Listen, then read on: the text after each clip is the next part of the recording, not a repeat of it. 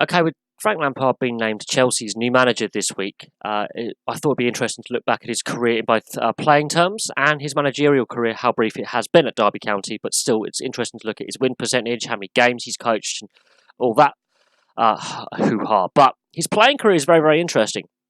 I didn't look at his youth career because that means adding more stuff to the board that we don't have room for, but his club career is very, very interesting. Now, he's born in Romford in 1978 on the 20th of June to Frank Lampard Sr., another famous football player.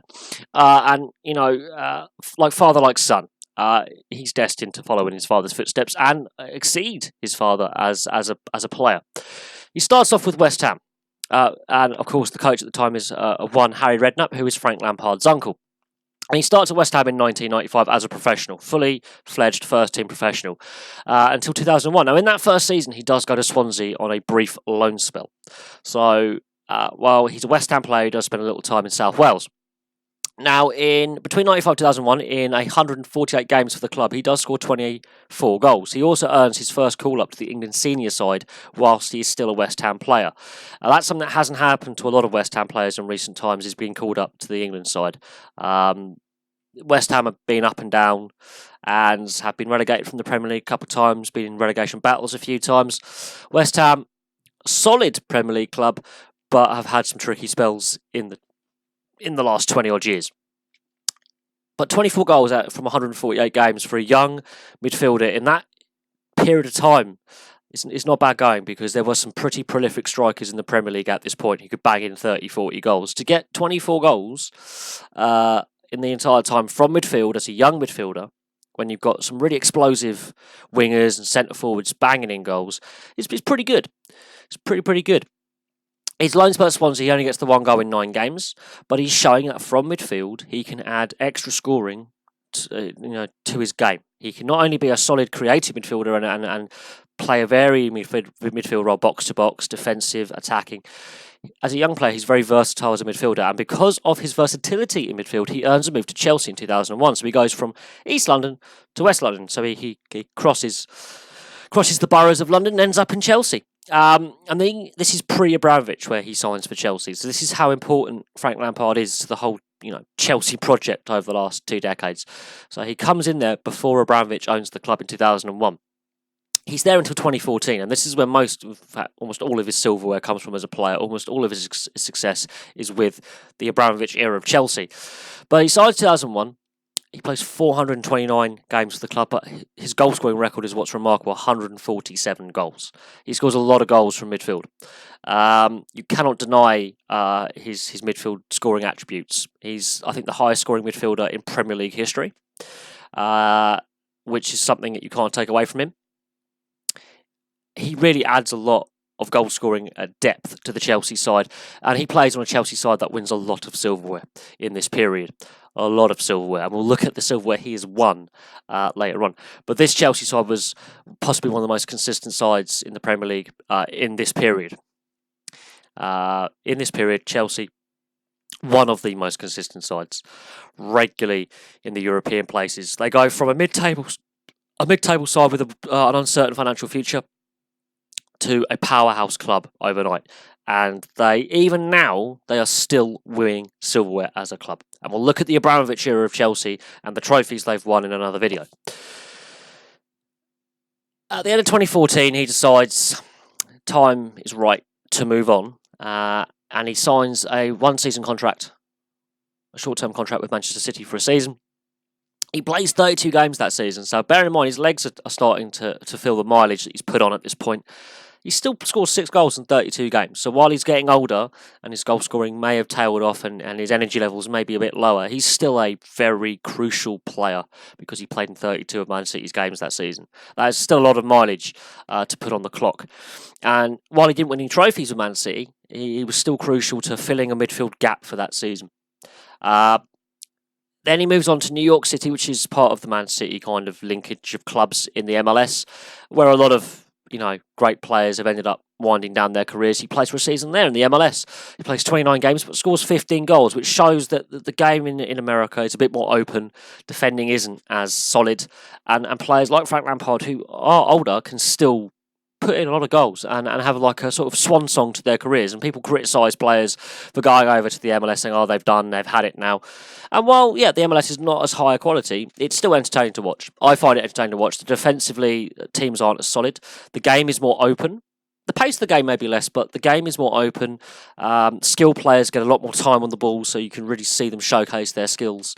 And a player like Frank Lampard, a box-to-box midfielder, in 29 games to score 15 goals. That's his highest goal per game ratio in his career. It's in his last ever season. And while, yes, the quality level is less, the fact that he was still able to produce goals for his side, create chances for his side, and be an engine room at that stage in his career says something about the character of the player. Now, his international career, he's eligible for under 21 level from 97 to 2000, so he's still playing for West Ham professionally. He's playing for West Ham in the Premier League, and he's still eligible for under 21 level for England. He plays 19 times and scores 9 goals. So at international level, in his early days, he was very prolific from midfield. As a young midfielder, he was very, very prolific in the international setup. The England B is pretty much the England reserves. He played a game in 98. 1990 to 2014, he goes to several World Cups. He goes to some Euros. 106 games played and 29 goals. He would have had 30 goals had that goal stood against Germany in South Africa in 2010. The phantom goal that wasn't, should have been. But he is playing a different role in midfield for England than he does for his club side. So his goal scoring is less. But I will stress this. He's still an integral part of England's midfield. Alongside Steven Gerrard, there was the debate about the Gerrard-Lampard, can you play them at the same time, or is it a like-for-like swap? And he possibly could have played more games for England if that debate had if the formations maybe been different, the role that he played in the team being different. He could have played more games. And the Gerrard, we can look at Steven Gerrard's figures as well. Again, you could look at England with Steven Gerrard in midfield and say, could have he played more games? Again, with the Lampard-Gerrard debate, because they're both pretty good players. And you've got to look at the silverware that they've attained at club level to say, they're pretty decent.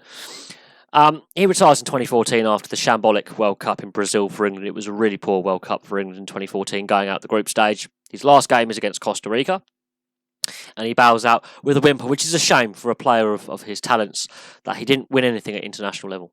Club level, however, one of the best midfielders of his generation in this country, if not in Europe. So, let's have a look at his honours. Now, the Intertoto Cup doesn't exist anymore, but it did when he was playing. He won it once in 99 with West Ham. I think that's the last time West Ham got their hands on any silverware, I believe.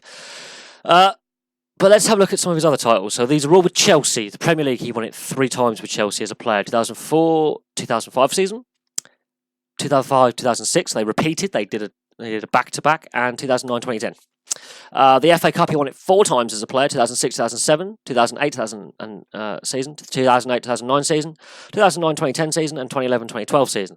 So, again, back-to-back FA Cups in there. The EFL Football League Cup, won it twice, 2004-2005 season, 2006-2007 season. So, he's got all the domestic cups there. Solved. The Community Shield won twice in 2005 and 2009, again with Chelsea. The UEFA Champions League, he won it once in 2011-2012 season. Avenging the defeat in Moscow to Manchester United a few seasons before. And then a season later, he wins the Europa League with Chelsea in 2012-2013.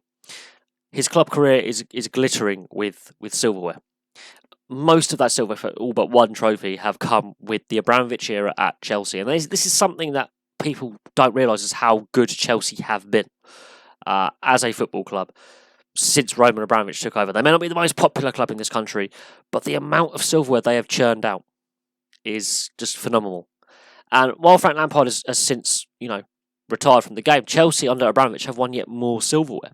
So since Lampard's playing days have ended, Chelsea keep adding to that trophy cabinet. It's an amazing amount of silverware in 15, 16 years.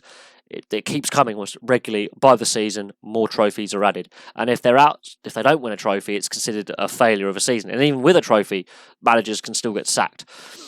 But Lampard survived that entire period. There was a lot of players coming in, coming out, managers coming in, coming out. Lampard, consistent, solid throughout, alongside John Terry as the core leadership players in that Chelsea dressing room. Both have now moved on, but Chelsea keep winning trophies. Now, management. His first season of management was last season with Derby County in 2018-2019. They played 57 games in all competitions. That includes the playoffs, FA Cup and League Cup, as well as the Championship. He won 24 games as a manager. That's not a bad return out of 57 games. They drew 17, so that's, again, not a bad return. They lost 16 games, which meant his win percentage was 42.1%. That is not bad for a first season of management, but being hired by Chelsea, this could be a big risk for both Frank Lampard's reputation, because he played, he played as a player, brilliant player, club legend, international player. Again, I think he's got the record for the most penalties taken by an England player that have been successful. A whole host of other accolades, team of the tournament, team of the year, that kind of thing. Ballon d'Or nominations. But he's only had one season of management, and I think it is a big risk on Chelsea's part to hire him, but it's also a big risk on Frank Lampard's part to take the job, because I think there is work to still be done at Derby County to improve that win percentage, and they didn't get out the playoffs.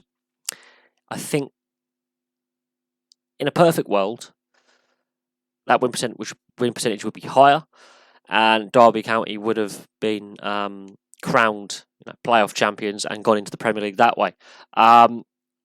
I can see Frank Lampard's the type of guy you can see doesn't like to leave a job undone, but I think the Chelsea offer to him, I think he's got guarantees on how he's going to build the squad because of this transfer embargo. I think there's going to be a lot more youth players and academy products being put into the side. Some of those loan players out on loan at other clubs will be recalled. I think he's going to give youth a chance. I think he's going to change how the club play. It's going to be interesting to see what his club management statistics look like at the end of next season with Chelsea, if he's still at Chelsea, because we know what Abramovich is like with hiring and firing managers, but he is a club legend. It's really going to be interesting to see how he adapts to Premier League management. It's a lot different to the Championship, but I think the future looks bright for Frank Lampard, and his career so far is littered with success, so he's a winner. But there we go. Thank you very much for watching. Please like and subscribe. Place your comments below, and I'll have some more videos for you very, very soon.